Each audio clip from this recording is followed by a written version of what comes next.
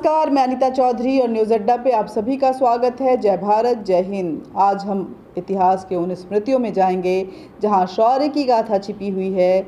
शौर्य उस महान व्यक्तित्व की जिसका नाम था शिवाजी महाराज, जिसके पूरे जिंदगी में अगर देखें तो स्वराज ही एकमात्र जीवन का सपना था और स्वराज के साथ ही सांसें चलती थी।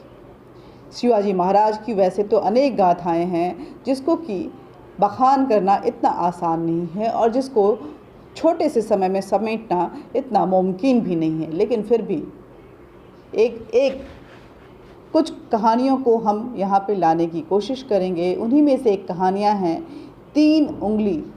शिवाजी महाराज ने एक ऐसा हमला किया था कि दुश्मन के 3 उंगली कटे थे और दुश्मन उसके बाद नेस्तो नाबूद हो गया था।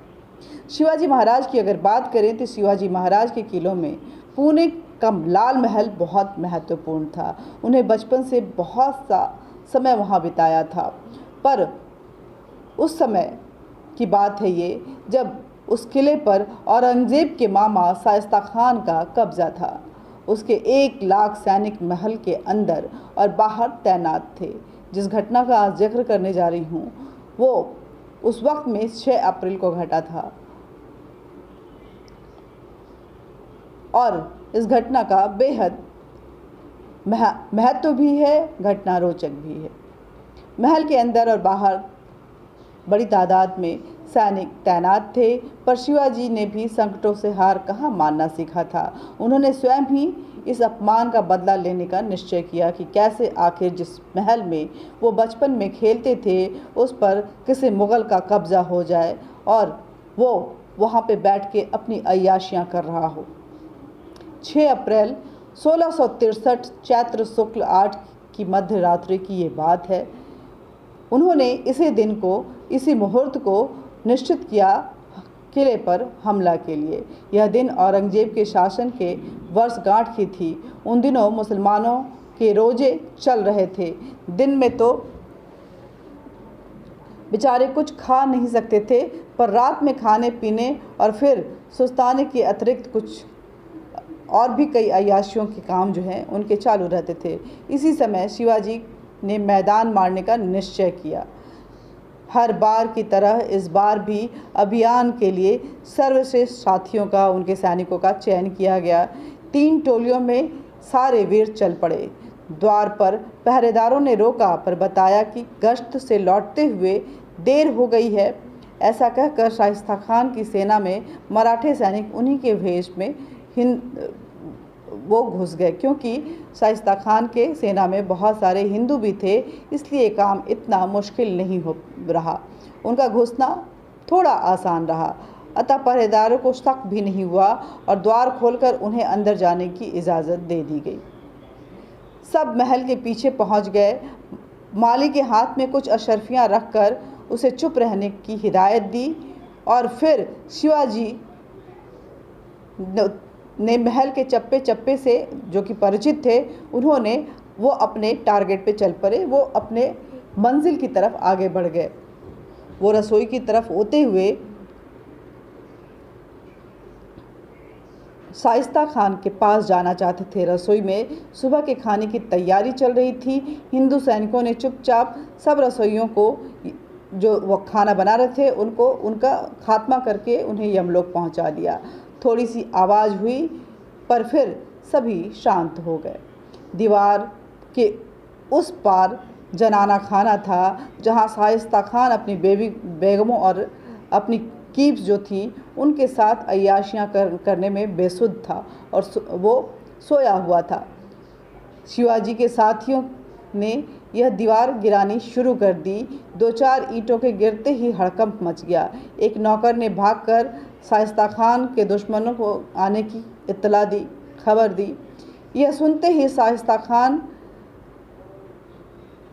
के बाकी जो सैनिक थे, उसके जो सेनानी थे, वो भी इधर की तरफ कूच करने लगे, पर तब तक दीवार टूट चुकी थी। काफ़ी देर हो चुका था और पूरा दल जानान खाने में घुस चुका था। ये महिलाओं की जगह थी जहाँ पे शाइस्ता खान के अय्याशी का अड्डा था औरतें चीखने चिल्लाने लगी, सब ओर हाय तौबा मचने लगी। एक मराठा सैनिक ने नगाड़ा बजा दिया। इससे पहले महल में खलबली मच गई। चारों ओर शिवाजी आया का शोर मच चुका था। लगभग आधे अधूरे नींद से उठकर आपस में ही मारकाट करने लगे ये जो शाइस्ता खान के जो मुग़ल सैनिक थे। हर किसी को लगता था कि शिवाजी उसके पास ही आ गया। सभी घबराए हुए थे और जो भी नज़दीक आता था वो खुद ही अपने लोगों को मारना शुरू कर दिए, शक में कि कहीं शिवाजी और उनके सैनिक न उनके पास हों। पर शिवाजी को तो शाइस्ता खान से बदला लेना था। उन्होंने तलवार के वार से पर्दा फाड़ दिया। सामने शाइस्ता खान अपनी बीवियों के बीच में घिरा बैठा कांप रहा था। देखिए, ये मुग़ल शासक थे जिनके ताकत और जिनके बहादुरी के किस्से हमें आज तक इतिहास में पढ़ाया जाता है। और कई जो मुग़ल परस्त लेफ़्ट वामपंथी जो हैं वो आपको इस तरह की कहानी कि मुग़ल कितने मजबूत थे, कितने बहादुर थे, कितने ताकतवर थे, ये बताते थे। अपनी बीवियों से चारों तरफ घिरा हुआ ये शाइस्ता खान कैसा दिखता होगा जब वो कांप रहा होगा। आप इमेजिन कीजिए, उस दृश्य को देखिए और अपने मन को पुलकित कीजिए।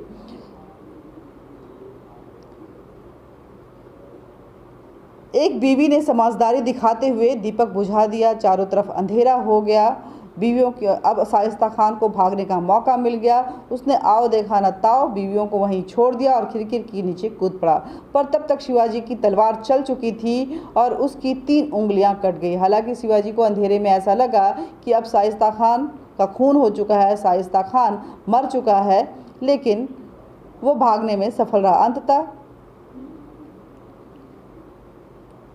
लेकिन तब तक बाकी की जो 2 टोलियां थीं जो शिवाजी को कहें गुरिल्ला वॉर के लिए वो फेमस थे, वो उस तरह से घात लगाए बैठी थी, वो भी महल में आ चुके थे।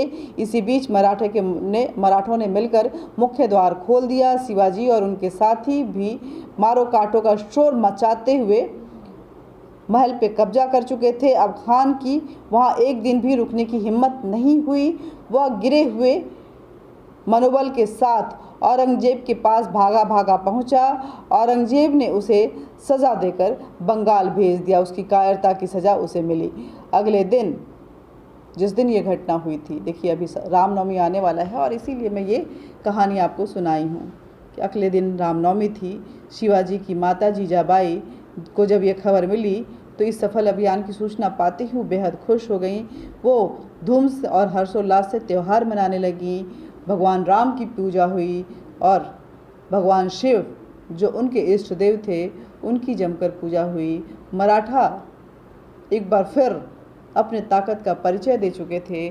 शिवाजी ने ये बता दिया था कि जहाँ शिवाजी होते हैं दुश्मन नेस्तो नाबूद हो जाते हैं। ये छोटी सी कहानी है शिवाजी की ज़िंदगी से जुड़ी हुई। न जाने कितनी ऐसी कहानियाँ हैं, लाने की कोशिश करते हैं लेकिन बीच बीच में कड़ी टूट जाती है। कोशिश रहेगी कि शिवाजी की ज़िंदगी से जुड़ी छोटी छोटी कहानियाँ आप तक लेकर आएँ ताकि अपने उस शौर्य को आप भी आज के दिन में एहसास कर पाएँ। मुग़ल नहीं हैं लेकिन मुग़लों के थॉट जो हैं मुसलमान होने के नाम पर, भारतीय मुसलमान होने के नाम पर आए रगाहे बिगाहे हमारे इर्द गिर्द नज़र आते हैं। उस थॉट को मारने की ज़रूरत है। जो सोच है वो उसका जाना बेहद ज़रूरी है शांति के लिए, वरना इसी तरह शाइस्ता खान जो है वो महलों पे कब्जा करता रहेगा और जब उसकी बढ़त होगी तो जाहिर सी बात है आपको भी शिवाजी महाराज बनना पड़ेगा। मराठा मानस बनते हुए, शौर्य का प्रतीक बनते हुए आपको अपने स्वराज की रक्षा करनी पड़ेगी। जय हिंद, जय भारत। हम आपसे मिलते रहेंगे ऐसे शौर्य की छोटी छोटी कहानियों के साथ। लेकिन आप हमारे चैनल को सब्सक्राइब ज़रूर कीजिए, हमारे इस वीडियो को ज़्यादा से ज़्यादा शेयर कीजिए। ये शौर्य गाथा हमारे बच्चों तक पहुंचनी चाहिए ताकि उनको पता चले कि हम कितने ताकतवर थे, कितनी सूझबूझ के साथ चलते थे, कितने अगर जो ठान लेते थे वो हमारे लिए असंभव नहीं होता था। और इतिहास के उन पन्नों को जिनको छुपाया गया है उसको उसका उनके लिए जानना बेहद ज़रूरी है। यही उनका अस्तित्व है। अपने पूर्वजों के शौर्य को जब वो महसूस करेंगे तभी उनकी बाजुएं फड़केंगी और वो अपने भारतवासी होने पे, अपने देश पे गर्व कर पाएंगे।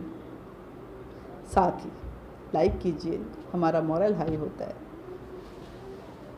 कमेंट बॉक्स में कमेंट ज़रूर कीजिए ताकि हमारे बीच आप क्या सोचते हैं वो मैसेज पहुंचता रहे, और बेल बटन दबा दीजिए ताकि आप तक नोटिफिकेशन पहुंचता रहे। जय हिंद, जय भारत।